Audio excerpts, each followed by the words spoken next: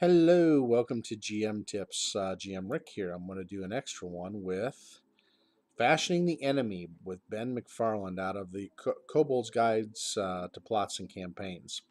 And really, we've talked a little bit before. I've had other sessions on fashioning your bad guys or your main NPCs to go against characters. And I've given you my take on it, which I think is always fun to have one take on it. But Ben's been in the game for a long time, and I really like Ben's work. And I can tell you this is that I think it's always good to have another point of view on this. In fact, you should have multiple sources. When it comes to designing your NPCs and your villains and your main bad guy plot characters or good guy, you want to have lots of sources you can draw from and how to do it. I think those points of view will give you a lot of places to draw from, gives you a set amount of resources you can look to that really keep it fresh. And that's the one thing. As GMs, the hardest thing for us is keeping our designs of campaigns fresh. And that becomes a real headache sometimes when we're dealing with it. So let's take a look at what Ben has to say. And I'm going to keep a lot to this versus my own. Now, I'll put my own spins on things as always. But I think sometimes having these resources makes a big difference. So he talks about fashioning the enemy. And he goes, villains lie at the heart of any campaign and really of any story. What do you think of The Lion, the Witch, and the Wardrobe with the White Witch that ruled Narnia? When you think about Sauron and Saruman from the Lord of the Rings, when you think about the bad guys from Dragonheart, remember Dragonheart, with the petulant young prince who rose to power. When you think about, let's see, there's some other ones that are really good.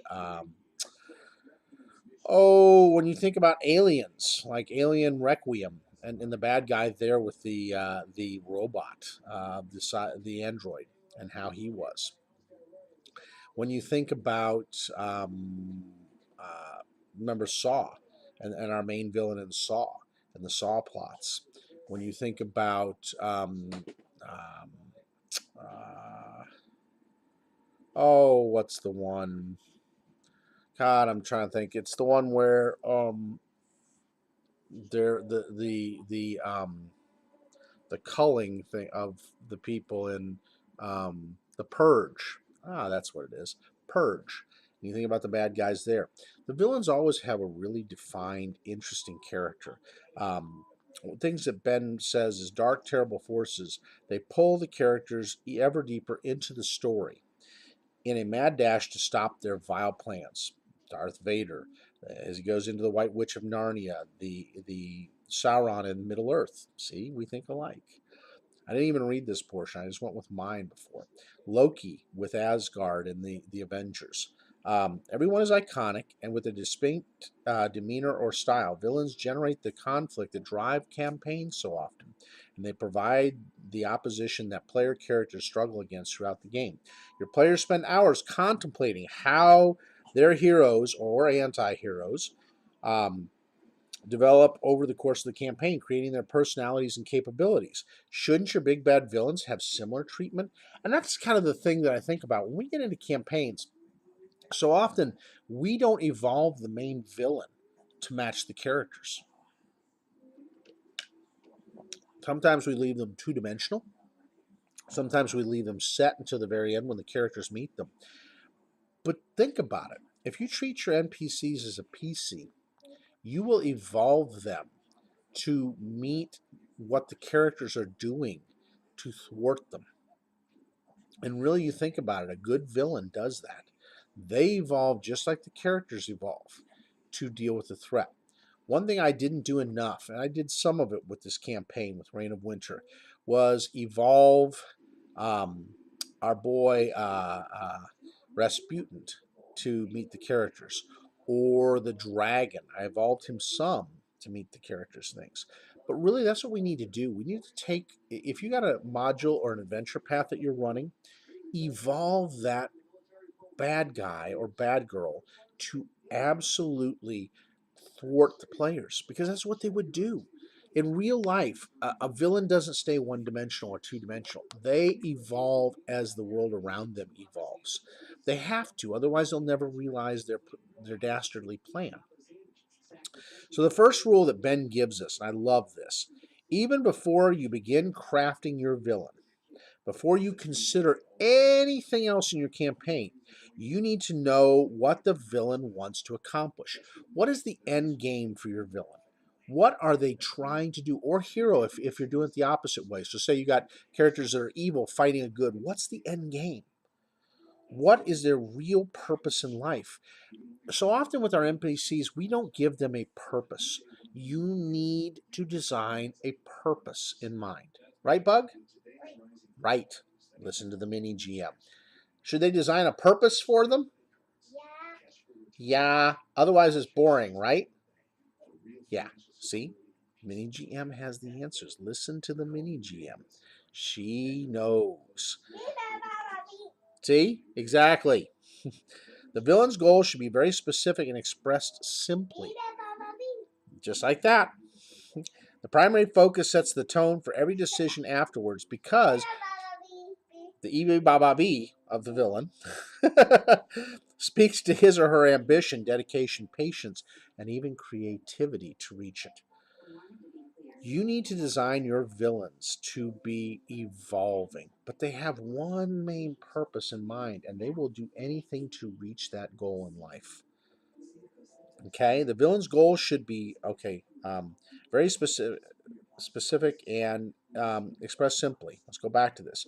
This might be claim the throne of the former empire, or rule the continent from the black ice in the southern deeps, or esoteric like replace all the heads of state with automatons I control and tell what to do. So there's a lot of things that can be put into motion. Success should be presupposed. The villain should presuppose they're going to succeed no matter what. Because the villain's goal holds a chance of failure, why would the heroes bother trying to stop the nefarious plot? Or it might be already accomplished, in which case the enemy wants to maintain their status quo. So, they've already replaced all the heads of state. They've already got it, like Narnia, where they come through and the White Witch already has all of it under her control and lures Edward to that goal.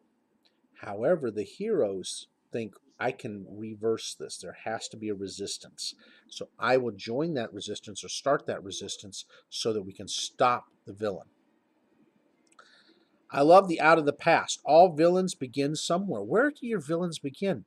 What is their story? What caused them to break? You remember the story Fragile with Samuel L. Jackson and Bruce Willis. Bruce is the hero. Samuel in the end turns out to be the villain.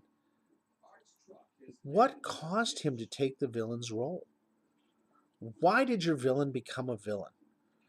When people start, they aren't villainous, but they become that way over time. Maybe it was an abusive parent.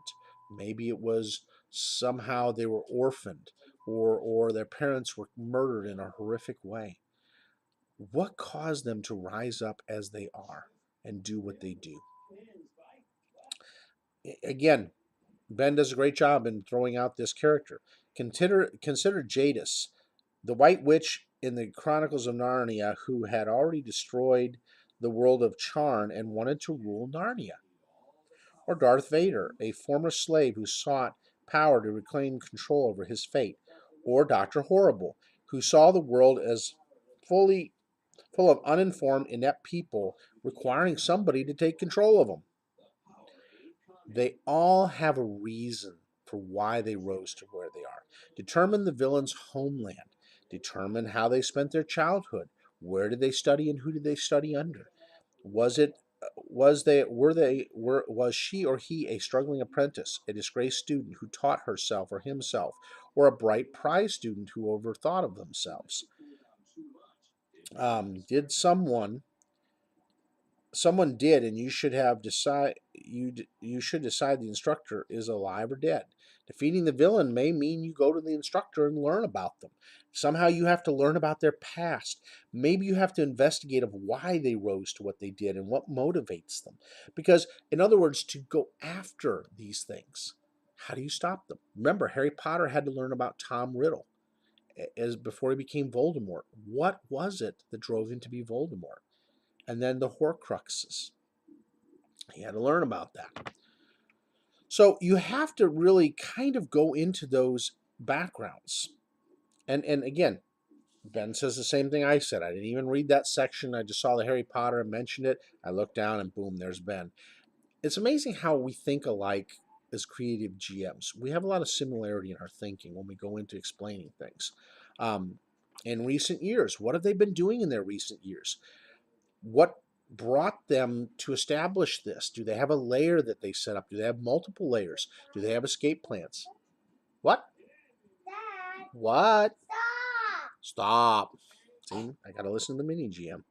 Uh, but there's different reasons why they get to where they are. They don't necessarily need a layer, but they could have one.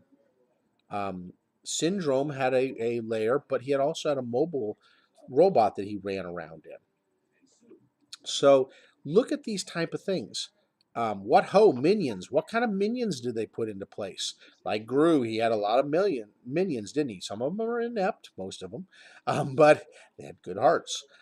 So again, what minions? Look at the Lord of the Rings, Sauron's minions, like Saruman and Smee, are not are uh, uh, Saruman and other things, the ring wraiths. God, I'm just blanking here. Um, Look at Aladdin with Jafar. He has Iago in his ear. Captain Hook had Smee and other types of pirates under his things. So like Bones and oh, what's the other one? I used to know all these ones. Nice having a mini GM to keep that there. Your villain's foes occupy the other side of the coin. The people trampled on the way to the throne, the people of a previous ruler, and the remnant of a loyalist army. Um, so you have to look at where their rivals are. Who rivals them? Who is trying to stop them? Who have they wronged? They become potential allies for your players. And finally, give your villain a couple quirks. Maybe they have an odd phrase, an odd habit. Um, Going like this with Goldfinger or Dr. Evil. Remember, he always does this. There's a lot of things that you can do that bring them to all these different things that they like. Maybe they're a collector of their foes' items or whoever they defeat. Maybe they're a serial killer. Maybe there's something else about them that makes them quirky or weird. Maybe they do Sudoku.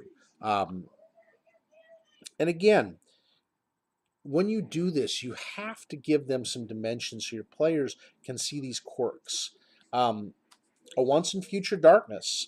With your villain properly defined, re examine the primary goal you have established earlier for them. First, decide how the villain wins. How do they achieve the goal? How are they going to achieve the goal? How long is it going to take? And those are all things you need to play in there when you're playing with the characters. They have a timeline in their mind of accomplishing things. Daddy, That's the timeline. Yes. can I have my scissors? Sure, where are they? Can you help me find them? I will here in a minute. So I got to help find scissors from an EGM. So that's going to limit our deal. But you should determine the game world, what it looks like for the if the villains win. Will the villains leave the characters alone? Will they deal with the characters? Will the characters have another chance to try to thwart them? This has all got to be into the plan of how the end game will look, because the villain might win. The players don't always win every battle. The good guys don't always win. The anti-heroes don't always stop the plot from happening. Sometimes they allow it to happen. It goes back to the branching and the non-linear type of thing. And then a call to adventure. What brings them in against this villain? Um, you can give red herrings that throw your characters off. Little things that take them off in a direction that is away from the villain's plan, that allows the villain to accomplish her plan or his plan at the end of the day. So again, I love what Ben has to say here, and I suggest reading it. It's a great section from I think 75 to 81 in the book. Let me look here, 76 to 81. Read those pages. Get this Kobold Guide to Plots and Campaigns. At first I thought I didn't think it would be a good investment, but I did it anyways in PDF, and now I'm wishing I had the hardcover because I love what they're doing here, and they really do provide a lot of wisdom when it comes to fleshing out your bad guy. So I've given you some things out of it in other videos that you may want to watch. But this stuff here is real meat.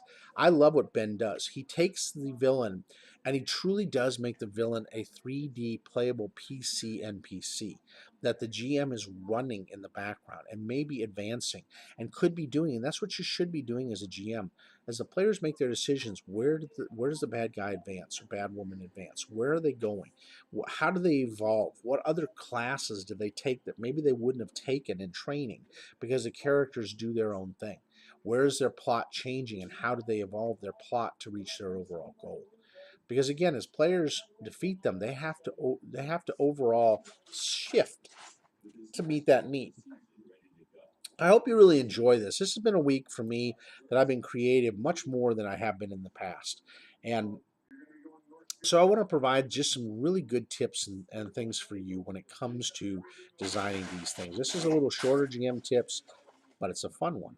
So again, thank you for watching. Thank you guys for sticking with me. I love you guys.